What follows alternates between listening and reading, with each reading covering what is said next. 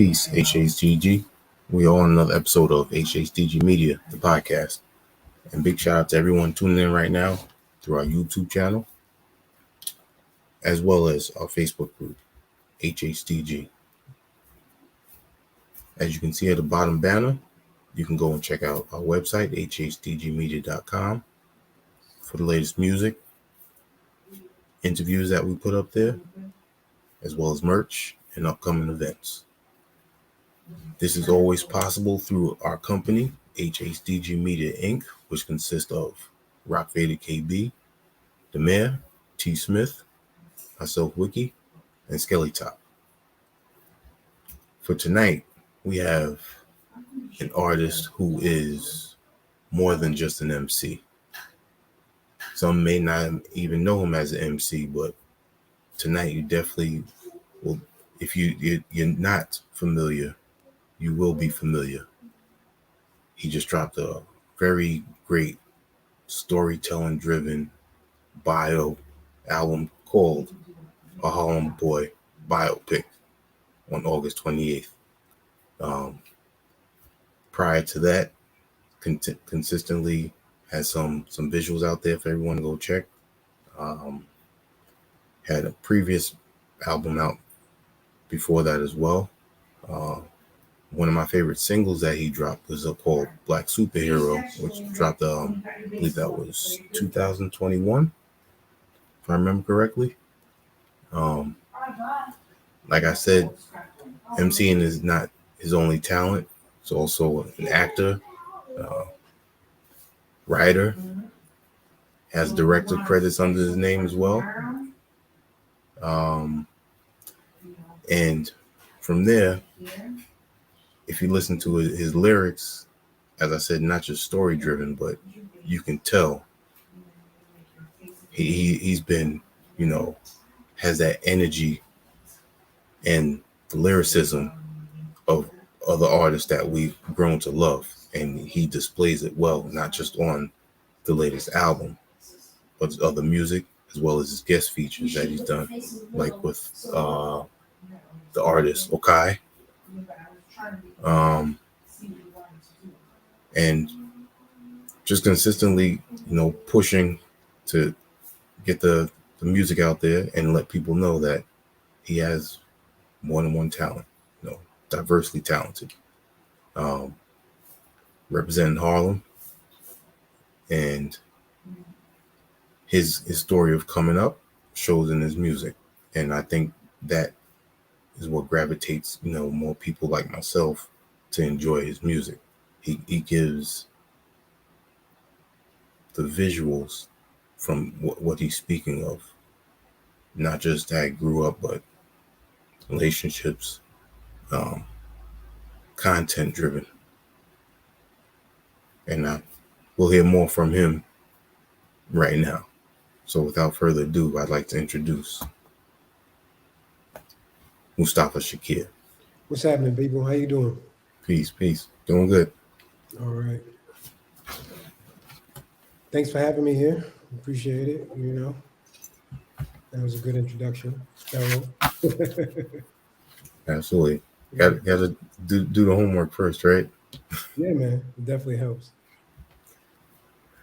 Now, for you, I know that writing is something that you've been doing for quite some time. That was your passion. Still is your passion.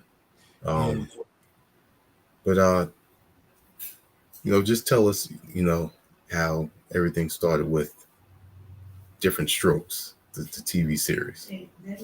How pivotal that is for you. Oh, okay. You go with the acting route. Well, I mean, that's the first time that it's funny. It's like that's the first time that I wanted to be an actor.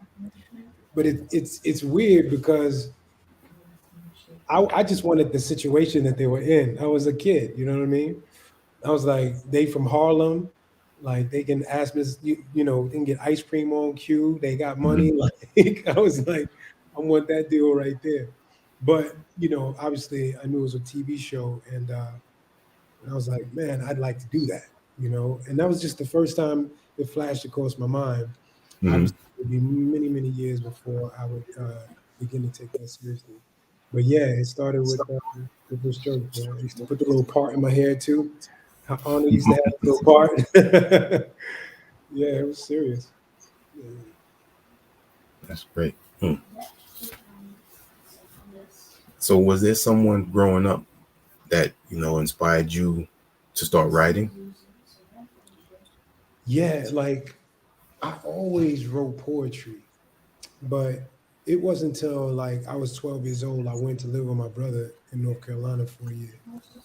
It was like it was going crazy up here. So just escaped the madness in New York and what was that, 88?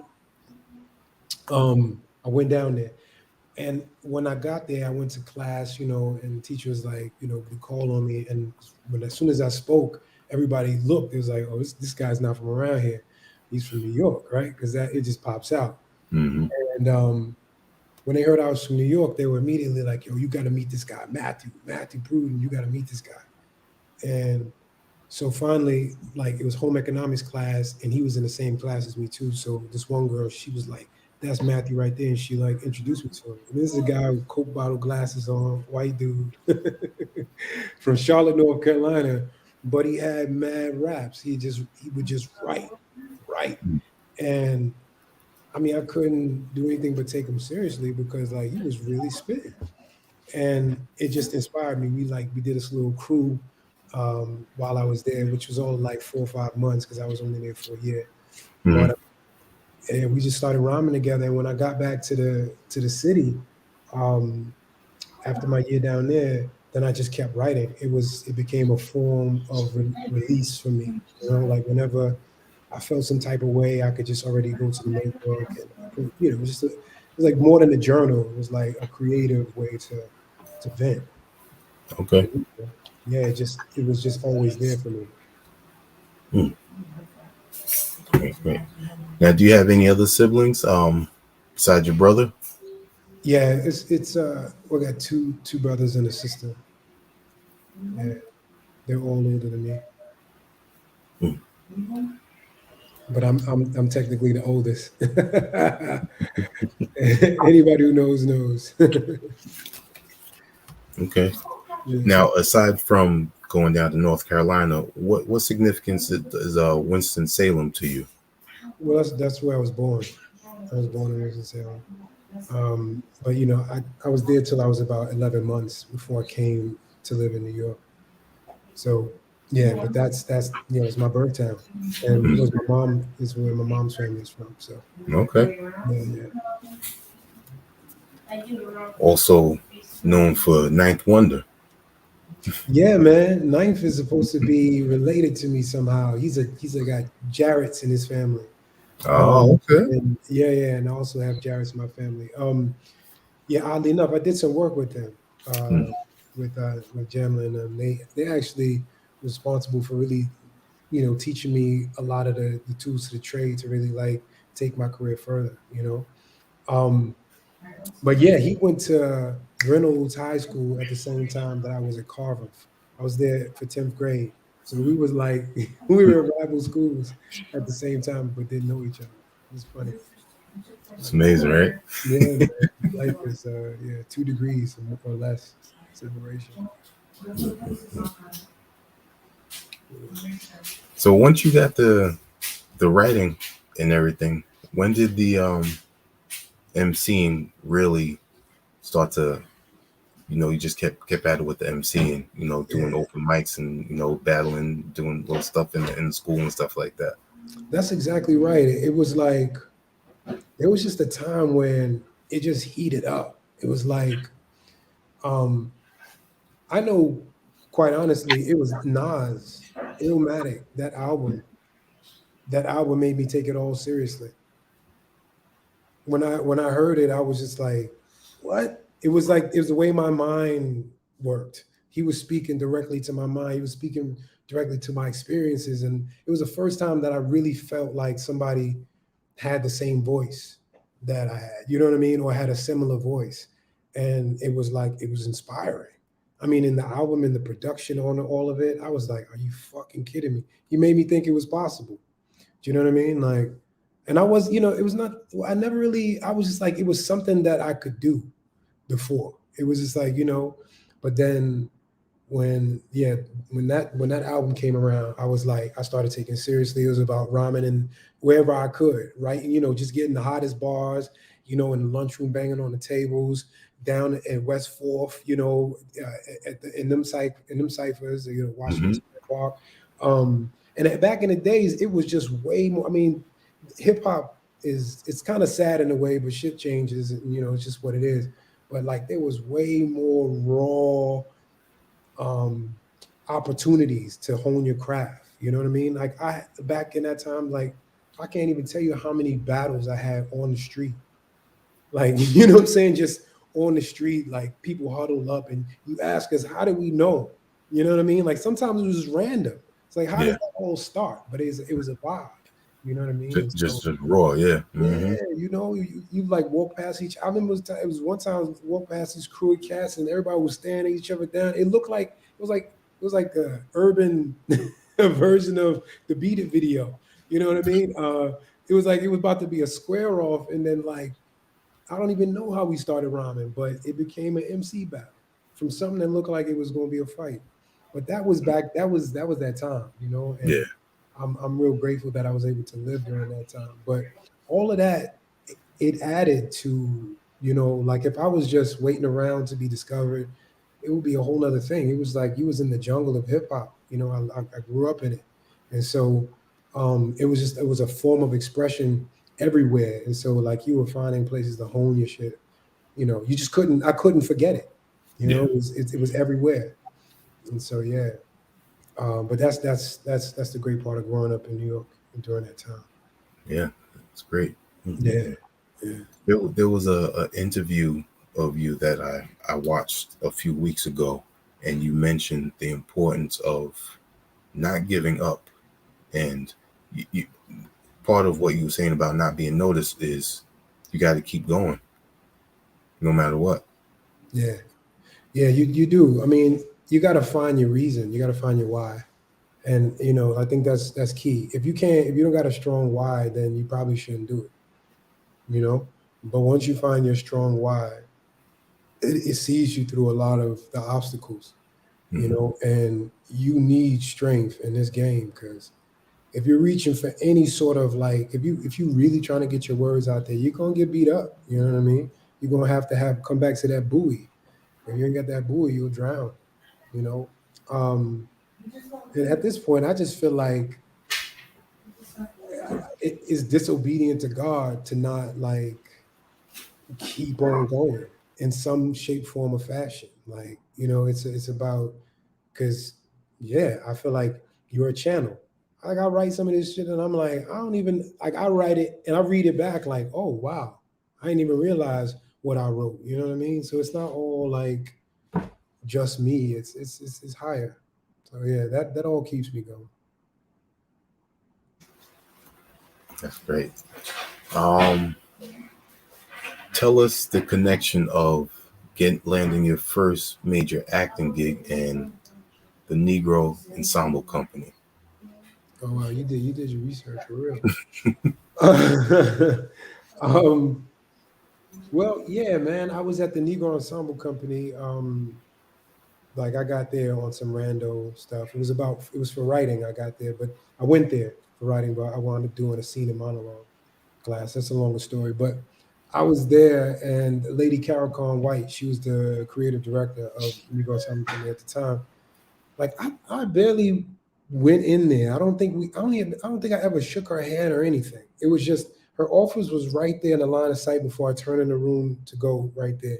And I would say hi, Carol, and that was it. And I go in there. So I didn't have any, like, deep relationship with her, but all that to say that she gave my name to Jeff Block, who was the casting director of New York Undercover at the time. And Jeff Block called me on the phone at the barbershop at the salon where I was working. You know what I'm saying? Because it's the only phone I had at the time. And, like, I missed the call. I was actually away I missed it by 2 days. But anyway, I called him back. He was like, come on down, read. I read for it. He was blown away, right, quite honestly. But he was like, um, we cast these roles already just yesterday. But I just wanted to meet you because Carol said, like you're like a bright newcomer, and but we got something coming up, and I just thought, oh man, I missed out. You know what I mean? Like, damn, I wish I had a phone. I wish my people was working. I was all bummed out. But lo and behold, a week later, he called me up and was like, we want you to come down and read for this. And long story short, I wound up booking a better episode than the one that I would have been on if I'd have got that. And it was about the Central Park jogger. It was that play on that, and yeah, that was magical.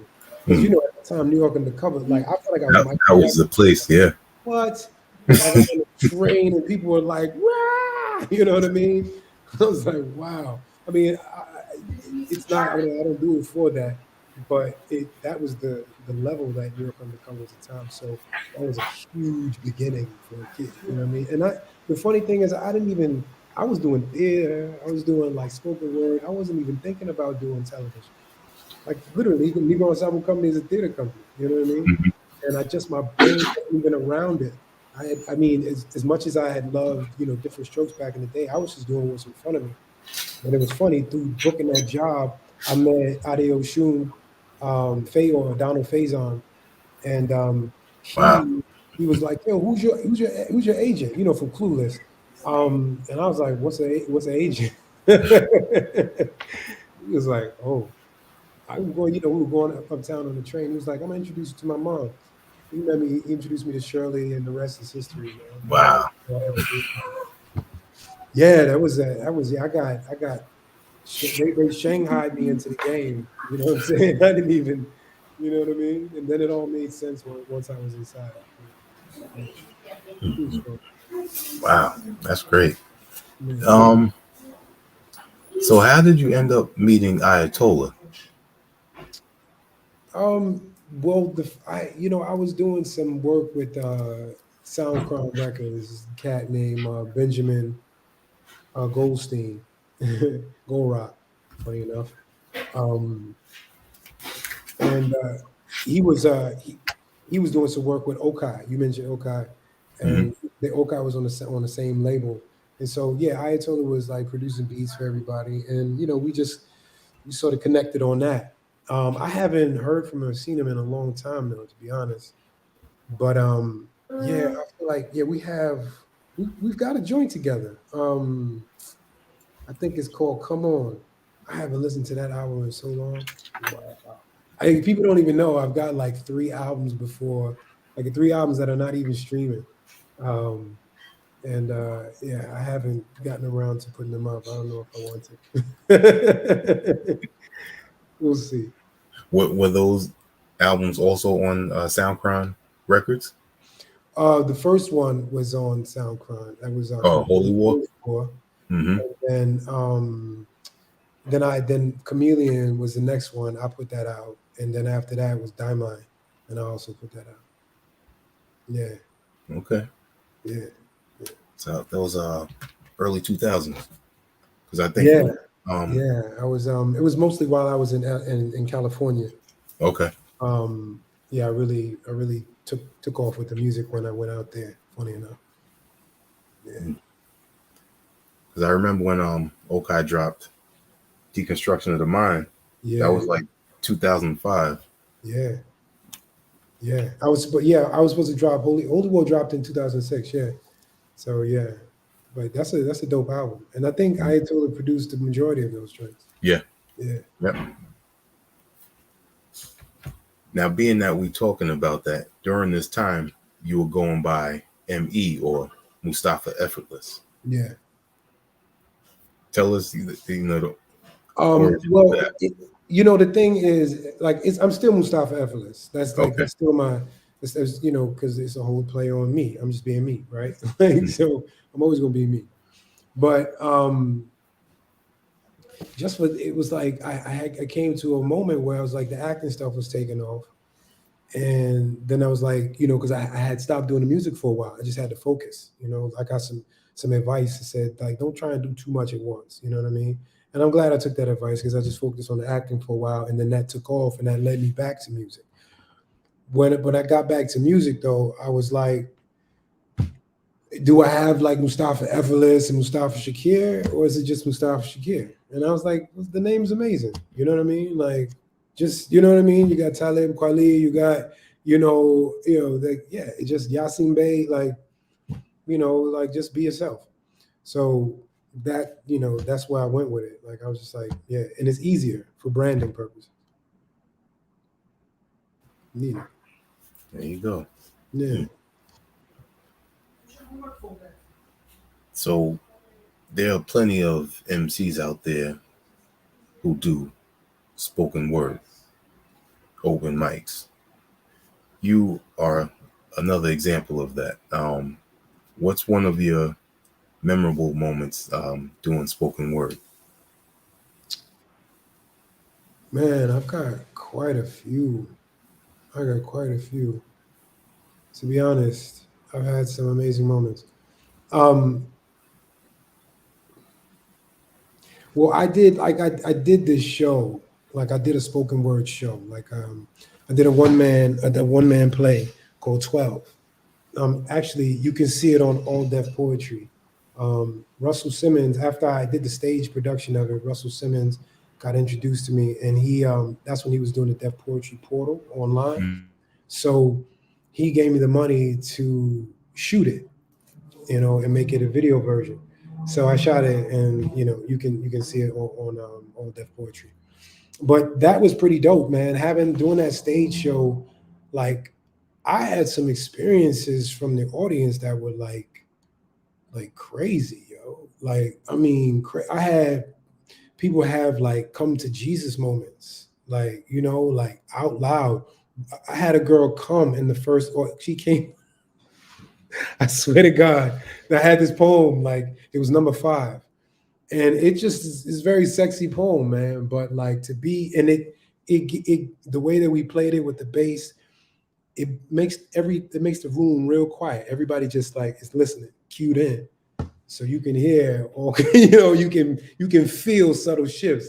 And this girl, she in the front row, she orgasmed, and during the show, man. And you know how I Oh I man. never doing the show, but she told me so after the show. It was like the weirdest shit, but it was moments like that because the energy was so like it was. I don't know. The energy was off the chain, man. Like it's a dope piece, and I feel like it's even better when you see it live, and there's a continuity. The bass it just creates a real cool ambiance. Um, but yeah, that probably was the best. Um, yeah, that was by far the best experience I had with spoken word. Yeah, Mm. That tell us, the feeling of acting, being on stage, whether it be the theater or the spoken word. How is there a different feeling when you come to perform? yeah, it is a different feeling. Well, with spoken word, I feel like when you get up there, it's your words, it's coming from your heart. There's a different connection to it. You know what I mean? And so I find like that is the most transcendent form because it's like it's not no beat. It's just you pure raw from the gut. Like that's like yeah, that's when you get off stage and you're like whoa, like you went somewhere. And that's also possible with hip hop, but there's so many more other moving pieces. Like it has to be that synergistic moment where everything is in sync for you to get that feeling. But there's still a high that comes from that too.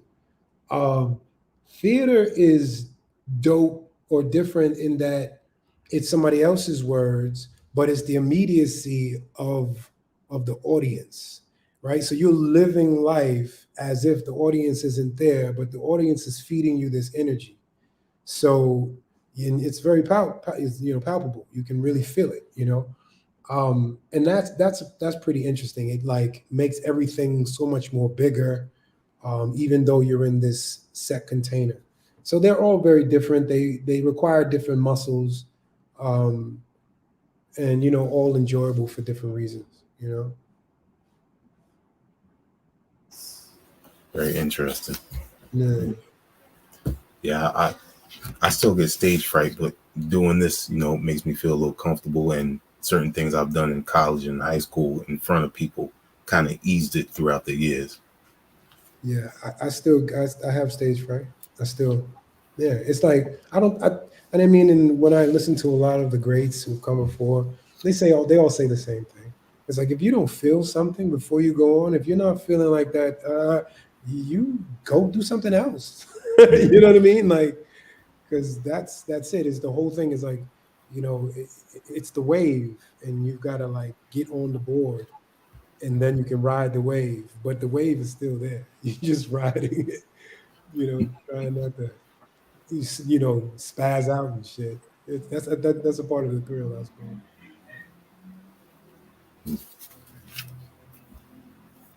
Form of expression and just being able to, with your skills, people know who you are when they see your name. You're at a certain platform where if you speak about it, whether it be life or anything political, people are going to be more willing to listen. Do you feel that it's important when people, whether it be an actor or an artist, that they recognize the face and the name, that they should be able to speak on anything going on? I mean, it's a great question, and it's something that I think I've thought about quite a bit because a large part of why because I wanted to achieve a certain level of success is because one of my great loves is the welfare of humanity. I mean, black people specifically, and but humanity in general.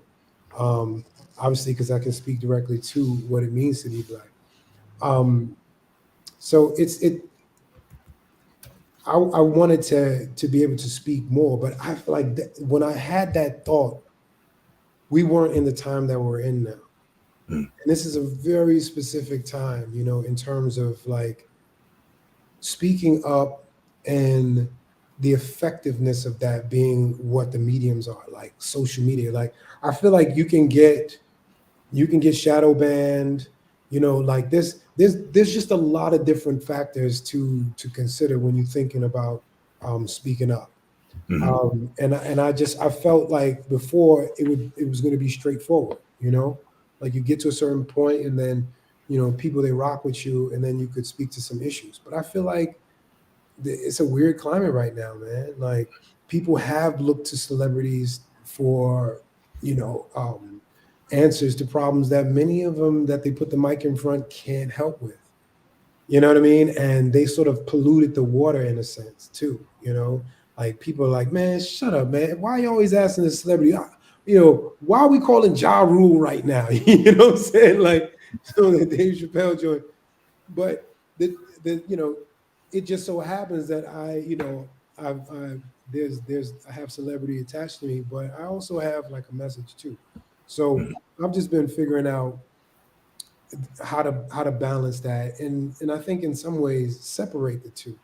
You know what I mean?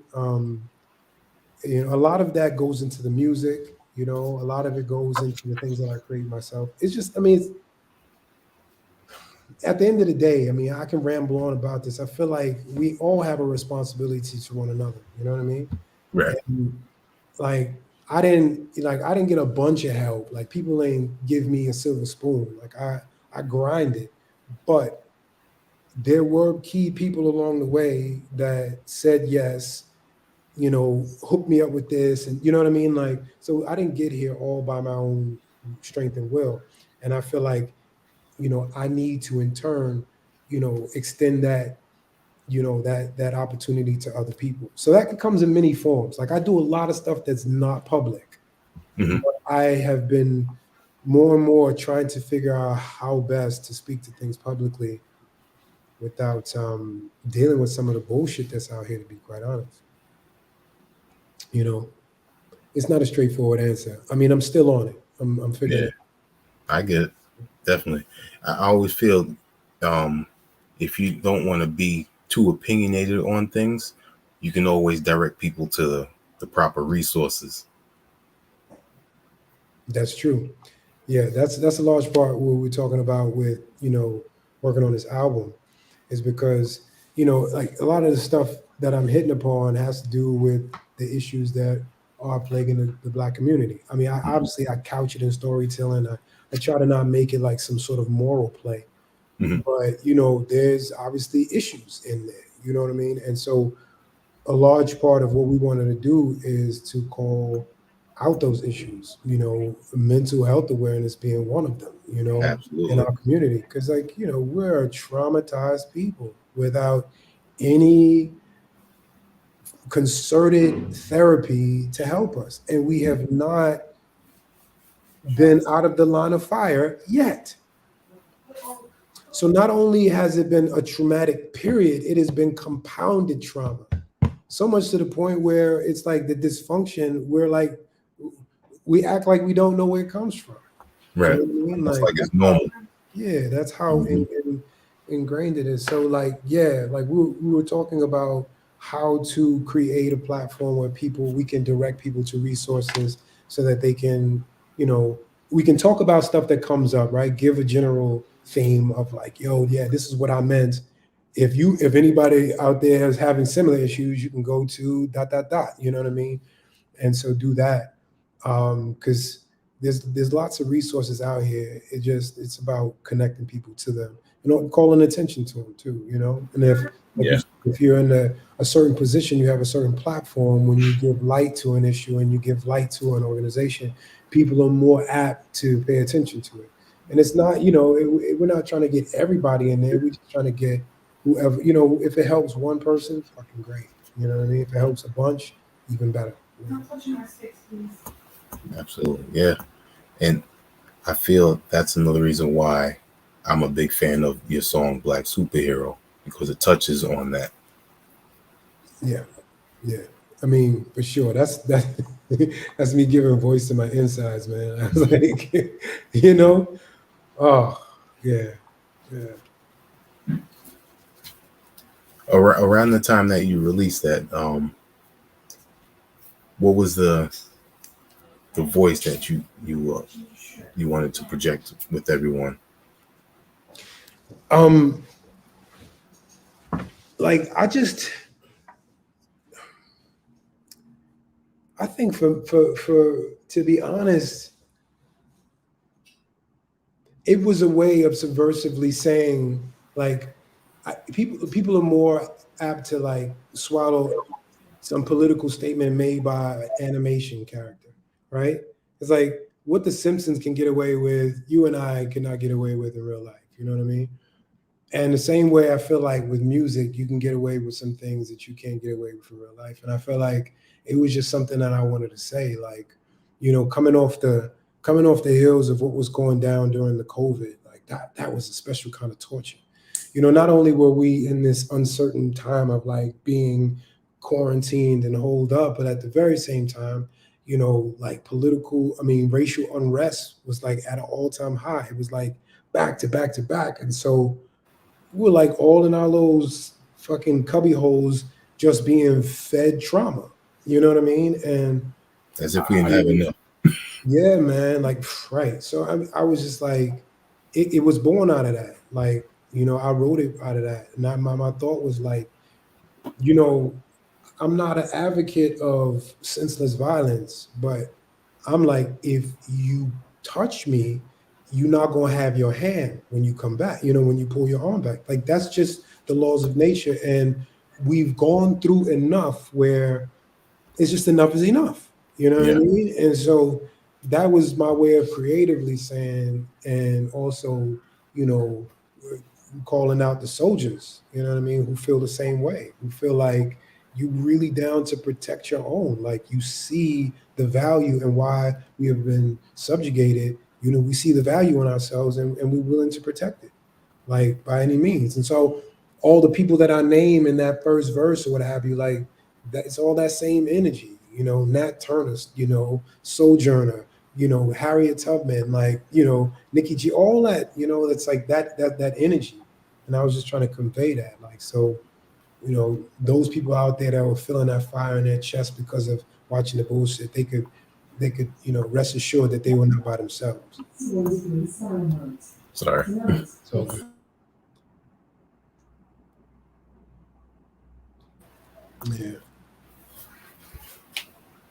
Yeah, that's it pretty much. So good. Yeah. And keeping in line with that, your music continues to push to show people to have an open mind. Um, a person that helped you out with that is Professor Michael Adams.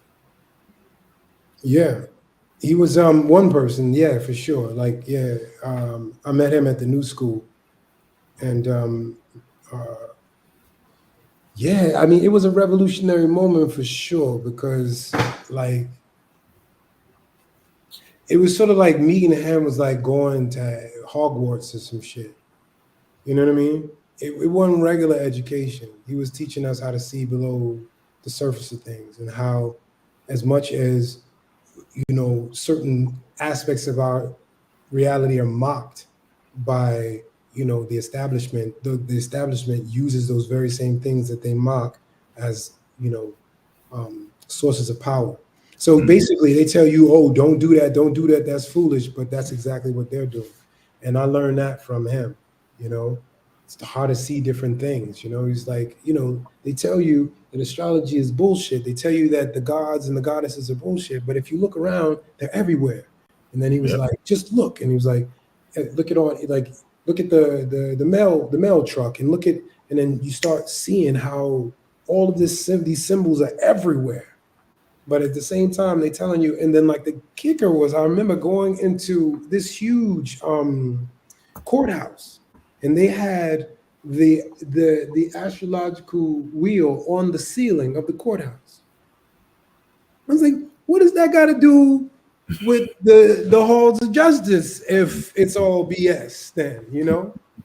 And so Yep. like, I had already been studying some of the occult, but then when I met him, and it was just like, oh, this is a thing. You know what I mean? Like, this is a thing, and he told me how to go deeper, and that shit was invaluable. It's probably one of the best educations that one could have. The new school in general, not just Michael, because there was Sekou Sundiata, there was Jane Lazar, there was Leslie Lee, there was so many amazing teachers there and experiences that really, lent themselves to an open mind. So I'm grateful. But big up Professor Adams. Yes, indeed. Hmm. Yeah. You spoke a little bit about the acting in the beginning. You've done quite a bit of TV shows as well as film. Um, the Deuce is one that comes to mind because I've seen you on there quite often because of the characters that you play on there. Uh, Hmm. which one right now do you prefer more to be doing? More film or TV shows? I don't know that I have a preference. Like right now, like film would probably be better because it's not as long of a time commitment. You know what I mean? And I don't know. This last time, I was shooting the King Shaka, the new Shaka Zulu series, in South Africa, and it was beautiful. I love being in Cape Town and Durban and all that shit. But like, you see how being away for 7, 8 months, what that shit does to your life. Like, you do that a few times, and like you get really disconnected. So I don't want to do that all the time. But like, Right. given the right project, I don't mind. You know what I mean? That investment.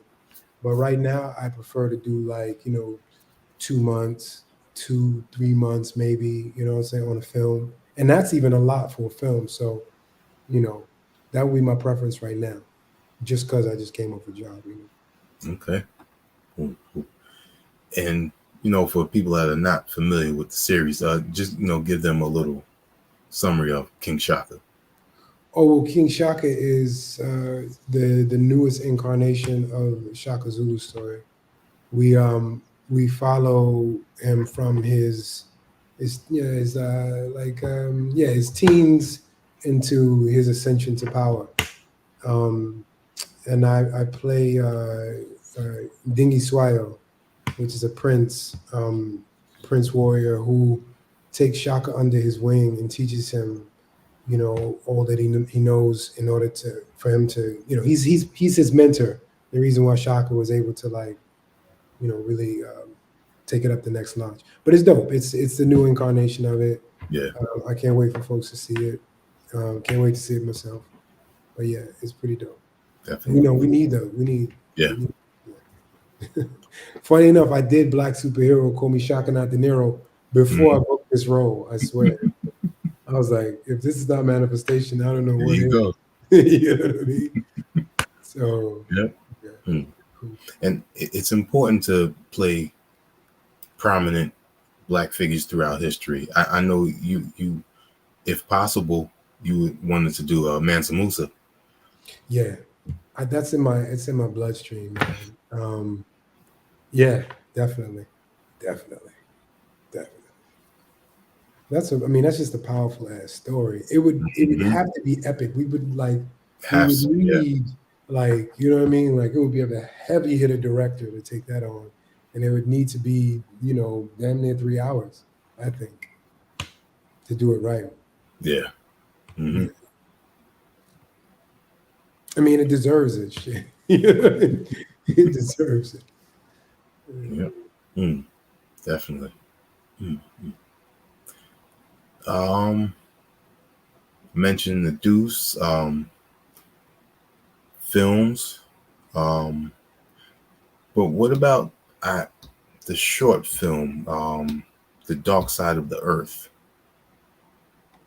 That was actually a spoken word film, actually. Hmm. Um, it turned out pretty dope. I haven't watched it in a while. It's like a 5 or 6 minute Yeah. short. Yeah. I watched it. I did with two cats out in LA. Yeah, my man Chris and David. Yeah, it's dope. Y'all should check it out. Dark Side of the Moon. We spitting poetry theatrically. I'm trying to think if that happened before 12 or after. I don't know, but yeah, it's out there. It's pretty dope.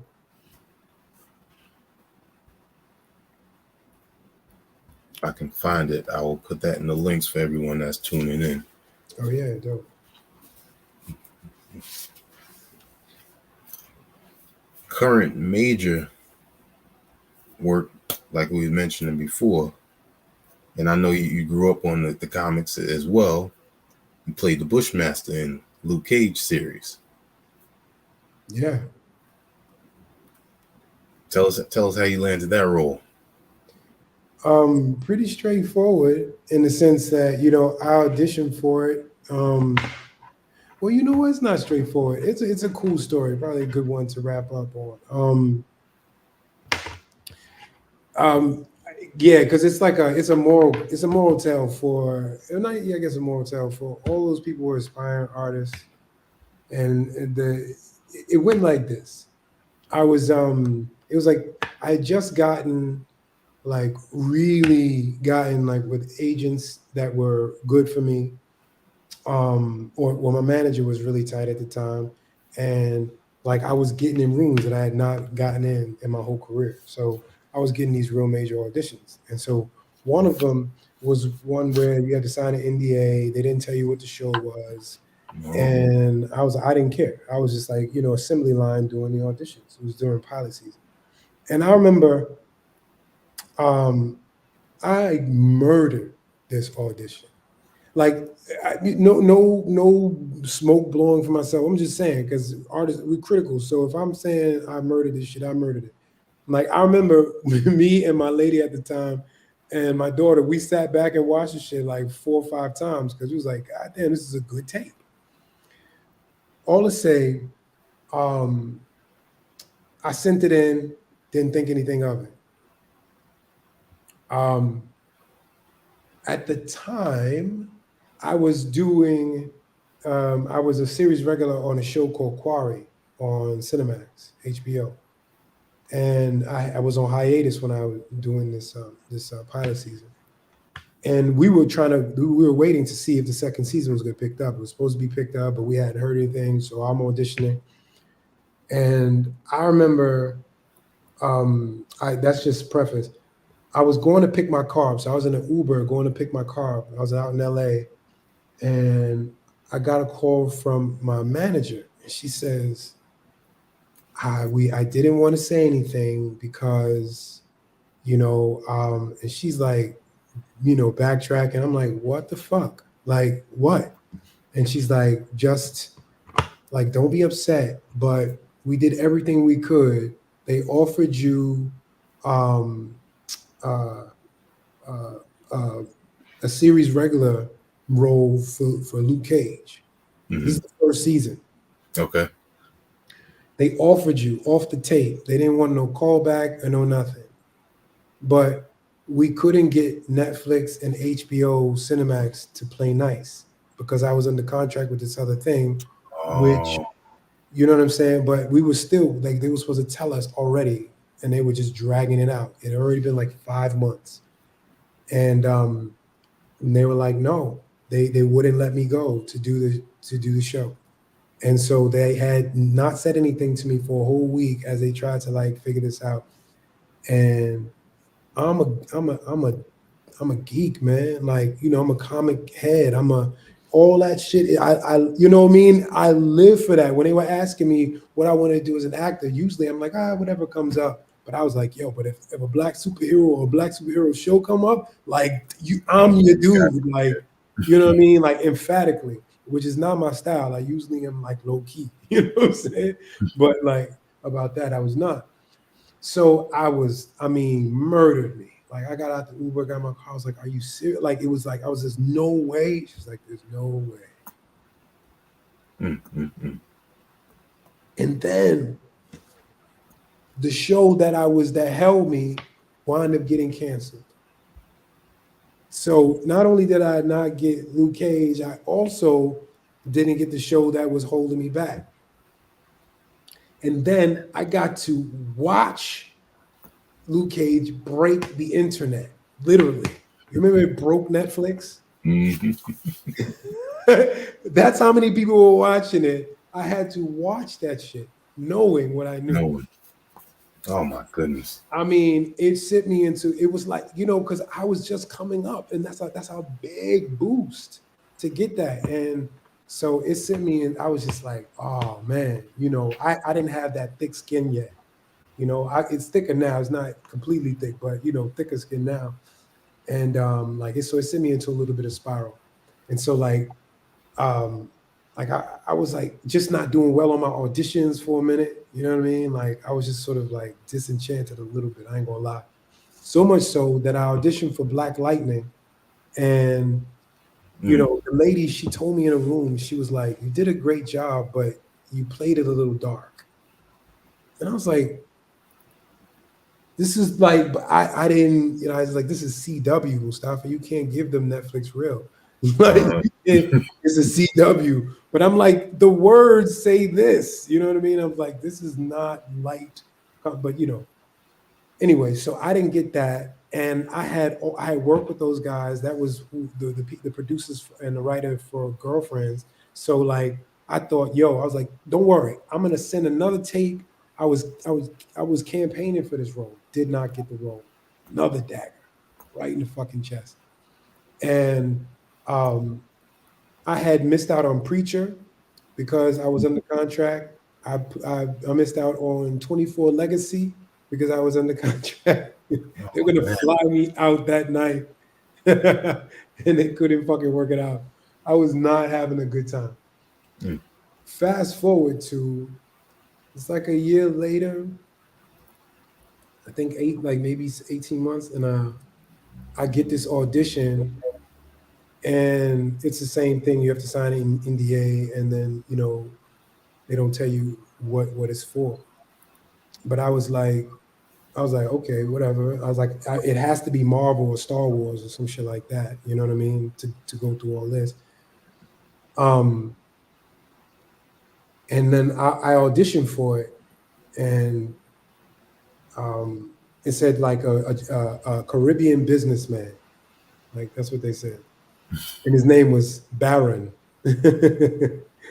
And so I did my thing, and I just remember, my manager called me and was like, Julie over at casting was like, "Are you sure Mustafa's available? Are you sure?"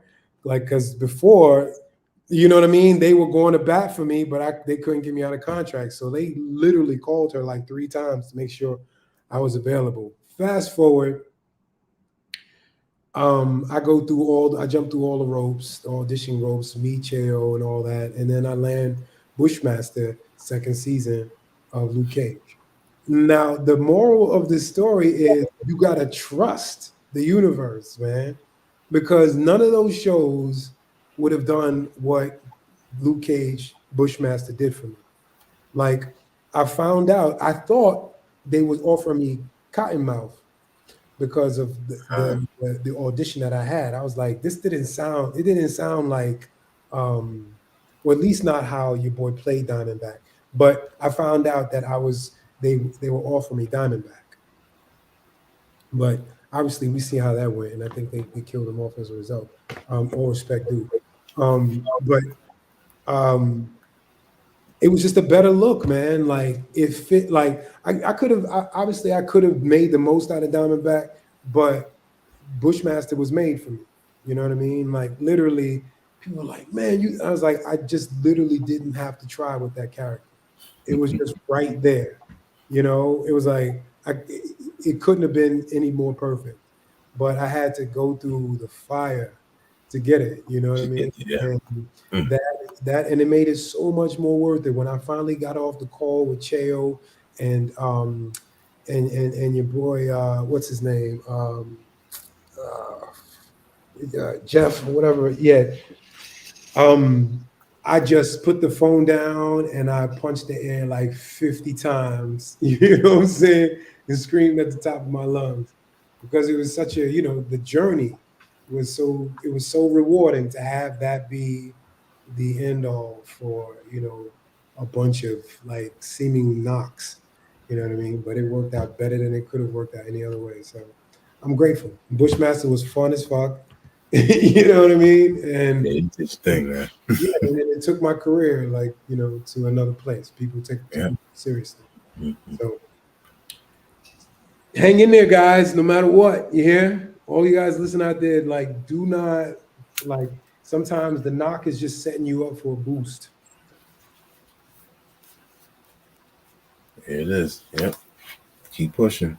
Yeah, keep pushing. Never know. It's a journey. Yeah. Mm. Now you already a physically fit person, so let us know. How long is fitness been in your life? And Like my whole life, man. your whole life. Yeah. Yeah. Yeah, my brother was crazy. So like he would make me like he watched the martial arts movies, man, and he was trying to train me to be some sort of like crazy soldier. I mean, yeah, but like he would make me do all these push-ups and sit-ups and hang me upside down and like like torture me pretty much. And then his thought was like, you got to go out here in Harlem, so you got to be tough. Mm. So like I just always was, doing something physical, even though I had asthma. I was like really bad asthma. Um, but I would push through it just because that's how I felt like after a while, that's what I was trained to do. And so now if I don't work out, it just feels weird. It feels like, There you know you what I go. mean? Like it's just a part of who I am. So even though I hate my brother, I appreciate that about But yeah, it. Thank you. that's amazing. Yeah, I've grown up with asthma, so I know how it is. There's times I'm much better now, and I think through physical fitness. It helped to ease it. So I'm sure you probably can relate to that. Yeah. But in my childhood, there's been a few times I had been in the ER, whole nebulizer, Yeah. everything, Yeah. oxygen, all that stuff. Yeah. I spent the first 9 years of my life like in and out of the hospital, to be honest, because allergies and asthma. Yep. I mean, the way that I am right now, you would have never thought that Mm. seeing me as a kid. Yeah. Funny enough, the very first song that I did, like as a serious rapper, was called Oxygen. It was a whole play on me, like being. I mean, I wasn't rhyming about that, but the idea was I'm an asthmatic MC. You know what I'm saying? Like, Mm-hmm. you know what I mean? So, Yeah. you know, Yeah. Yeah. Throughout the years, I also did practice some discipline of Taekwondo, and now I'm older age now. I've been teaching myself, Tai Chi, eight brocades and everything. mhm. That's my morning discipline. Oh, But nice. some recent injuries kind of slowed things down, but still stick to it. Yeah, The meditation, that's the key thing for me for all these decades now. yeah, yeah. Meditation is key, man. There's things that you find there you can't find nowhere else. Hmm. Yeah. Yeah, important things. And speaking of similarities, your birthday is the 21st of August. Is that correct? Yeah, I'm the 22nd of August. is that right? Yeah. We neighbors. That's dope, man. Yep. Yeah. Man. So Luke Cage, what else was after Luke Cage that you did? The Emancipation Mhm. film, um, Cowboy Bebop. I'm a big anime fan, so I loved you playing the role of Jet Black. That was another perfect role. That was fun. That was fun. And I'm glad that even though they shit on the show a bunch, they gave Jet Black a lot of love. So, it wasn't as hard as it could have been. you know, yeah, they gave me a lot of love. Man, it's just great to see a person like yourself on the screen, and also know that you're a talented MC as well. Two things I enjoy. Music and entertainment. The Yeah, visual. yeah, yeah, yeah. I mean, it's a love for sure. I'm grateful to do it. I'm grateful that it resonates. You know. Yeah. I mean, I know I speak for a lot of adults and children. We grow up watching TV. When you see a familiar face, that's inspiration right there. Because we didn't get that too often. Yeah, yeah. Oh my God. Yeah, and I was there during the shift because there was a time when all of my auditions sound like the same thing, and I lived through the industry long enough where we're actually humans. We're playing actual black people, so you know with full dimensional folks. So I'm grateful for that too. There's so many stories to tell, so many, Yeah, and that's actually fun because our stories are the last to be told, but they're some of the most impactful. So yeah, I'm looking forward to that. and that is a perfect segue to continue to speak on a Harlem Boy biopic. Yeah, Shout out to producer Goldfingers. yeah, That man. Big shout out to Things doing his thing. I mean, yeah, the project is I'm proud of it. Like it took me a long time to really like get to that place where I was just like, you know what? I don't care if nobody likes this. I love it. Do you know what I mean? And this is that project for me. Like I listen to it and I'm like, damn, this guy's good. You know what I mean? It just works for me. yeah, And I was listening to Rick Rubin talk about why we do things as an artist and just some of the ins and outs of it. And it was like, one of the major things is that you turn yourself on with your own craft. You know what I mean? So I'm glad that this is where I'm at, um, with the MCing, and that's thanks to just the constant honing, um, of it. And it's beautiful to look back and be able to bring some of that 90s golden era sound into the present moment. People have been really um, resonating with that and appreciating that. And there was a moment in time where I was like, I don't sound like everybody else. You know what I mean? Like it was a thought in my head, but obviously I didn't listen to it to the point where I stopped. And that's actually what is setting me apart from a lot of people right now. The people are like, man, this we need this. I miss this. You know what I mean? Like you're actually telling a story. Like there's some meaning in your words. It's not just this breakfast cereal kind of rap.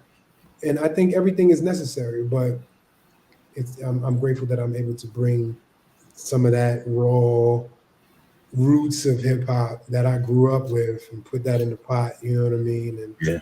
and serve it up to the people. So y'all should definitely get a Harlem Boy biopic. I swear to God, I blow no smoke. I really love this. I love this piece of work, and I think I haven't heard anybody, and people they usually don't tell you or they won't say something, and that usually is an indication. But most people are giving me a lot of love. People who I would not even think.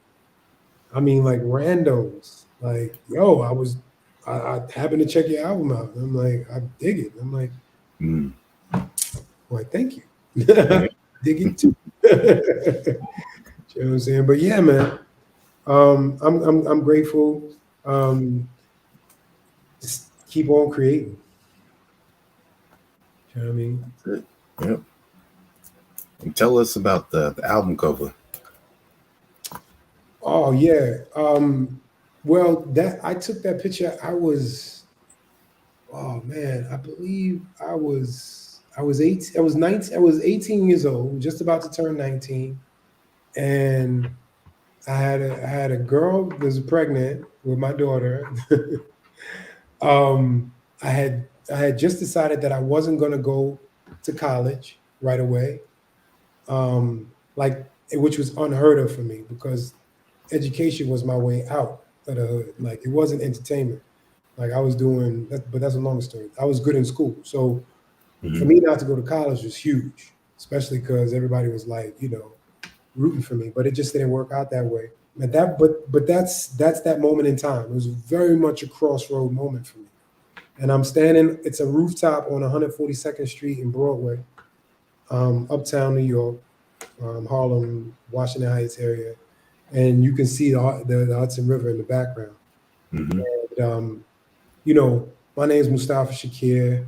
There's Tupac Shakur from Juice, right? And one of the famous lines in there is Riverside, motherfucker. You know what I mean? And I live on Riverside, and so I always like think about all those little pieces of symbolism. But yeah, that's my Harlem.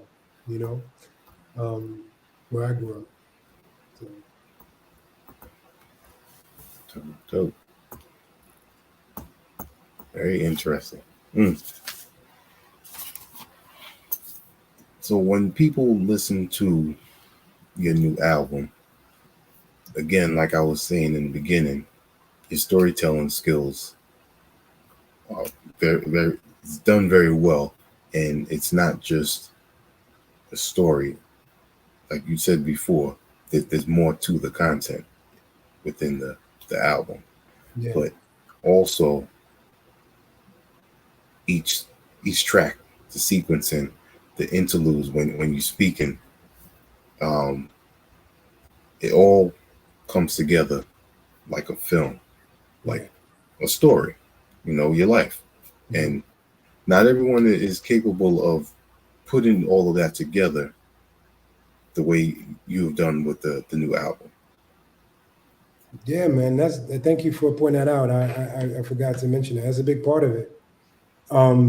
Is that yeah? I call it sonic cinema. And it truly is. It's not something that I really started. I like set out to do. It just sort of happened. Like Mm. Masterpiece Theater was my first album, and Masterpiece Theater. It's sort of like this merging of the two art forms, acting and and rapping. But again, it wasn't my conscious intention. But like when I saw that that's what I was doing, I was like, well, this is how you lean into your unique voice. And so um, one of the things that I really loved about albums back in the day is that you could put them on and they take you on a journey somewhere. Mm-hmm. You know what I mean? There was a beginning, middle, and end. You know what I mean? So like, you come out of it and you come out of it. Like you went somewhere.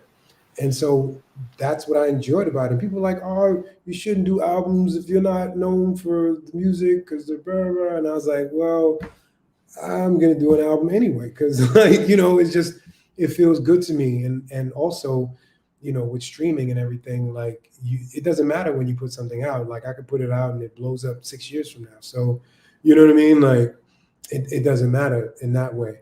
um so it was important for me to put together something that felt like a journey.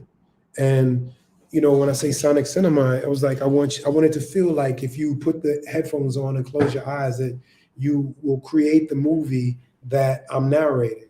You know what I mean? And and I was and the execution was pretty effective. Like and some of it was serendipitous. Like I was after I saw the direction it was going, I was trying to mold it, but a lot of it happened organically. Do you know what I mean? And I think the best stuff usually does. Like, like I didn't like there was some talking at the end of one song, I believe, like Sick was one of the tracks on there. It was talking at the end. That song was done that way before I put the narration in the album. So, you know what I mean? And I didn't get the idea from that song. Okay. It sort of, so when I put them all sequenced up and I listened to it and I listened to the end of that track going into the next, I was like, you know what I mean? Like, but that's the creative process. It's you show up, but it's not just you. You know what I mean? There are other agencies taking place, muses and the like that help that. So yeah, man, it's cohesive. I'm grateful for that. And yeah, thanks for pointing it out. For a person that first finds out about you and here is a Harlem Boy biopic, what's one of the tracks that you would want them to hear first? Or would you just, tell them to just start from the first track and let it play through? Yeah, I mean, if that's an option, I would tell them start from the first track because I feel like it's like you can put singles out, but like none of the. I feel like it's hard for a single to represent what the album means. You know what I mean? Mhm. You know what I mean? It's sort of like you can hear songs out of context, but it's better in context, I think. You know. So, but if I had to have somebody like, it all depends on who the person is too. Like a general hip hop boom bap, I'll be like Sugar Hill Freestyle. Just what I mean? Like, but a lot of people like have loved have been feeling Without Your Love. Like Uh, it's not that I didn't think it was a hot track, but like it hit way more than I thought it would. You know what I mean? So I don't know. It's that's a hard one. It all depends. that 70s baby that's my track. Oh yeah, yeah. That's a sleeper, man. It's not sleepy, but it's a sleeper for sure. Like it's so much energy in that track, and I think it's probably one of the more creative joints on there. Like in terms of flow and all that. Like you know what I mean? Yeah, it's a good one. Yeah. And then when you were chronicling the different decades too, when you started it out. Yeah, yeah, yeah, yeah. I mean, that's for us, man. I'm writing for us. Like you know what I mean? We out there, we the audience. So like folks like you and I, we get to appreciate those things. You know what I mean? Have some things catered to us. You know? Mm. Now I'm gonna show you an album, and you tell me what comes to mind when you see this. Sound Chronicles Volume One. Oh wow! Oh, you dug deep, son. Like, wow. I don't think I've ever been in an interview. But you think you're in the wrong profession. You need to be a private investigator. Um, oh wow. So yeah, Sound Chronicles, man. Like I think I got two joints. Is it one or two joints on there? Two. Two, yeah, right. And So then you yeah, that was feature on on the one SoundCloud with Records, man. Like there's some heavy hitters on there. We got Sean mhm, Price on there, yep, Planet Asia. Um, yeah, Master Ace. Yep. there's some cats on there, and I got a good write up. I got a good write up on that from Herb Magazine. I remember that shit. I was like, I think it was my first write up. Like they were like, yeah, yeah, it was good. I have it somewhere, but yeah, those tracks are all right. I haven't thought about that, and I don't even have one of those. Where'd you get that from? I swear I don't. Like, is it on CD maybe or some shit? You might, you gotta look around for it. You might Yeah, find it. yeah. All right, all right. How you gonna be the plug to my artwork? I see how this works. Okay, all right. This is dope though. I'm feeling that. Oh man, Mustafa Shakir. No, I appreciate you taking the time to speak with us. Is there anything? Doesn't matter what it is that's on your mind you want to speak about? Um, yeah, I think what I would say to the people is um no time is wasted developing yourself. In a world of noise, you gotta find the quiet inside. And we look to all of these external things to bring us, satisfaction and to fill us up. And I'm gonna tell you, I've been privy to a lot of the things that people think will fill you up. They do not fill you up. They do not. And you fine, go get them and find out for yourself. But at least I have would have planted in your subconscious mind that you are in a position right now to be as happy as you ever will be. So knowing that, find your joy. You know what I'm saying? There you go. Mm, definitely, definitely. For those that are tuning in, definitely go out and support a Harlem Boy biopic. The link is in the comments, and I just put it up right now for y'all to go check that out. Support it, share it, listen, let other people know. This is the type of hip hop that you need to go out and support and let other people know about. For And we sure. have a true lyricist right here that we're speaking with. So definitely appreciate it. Thank you, brother.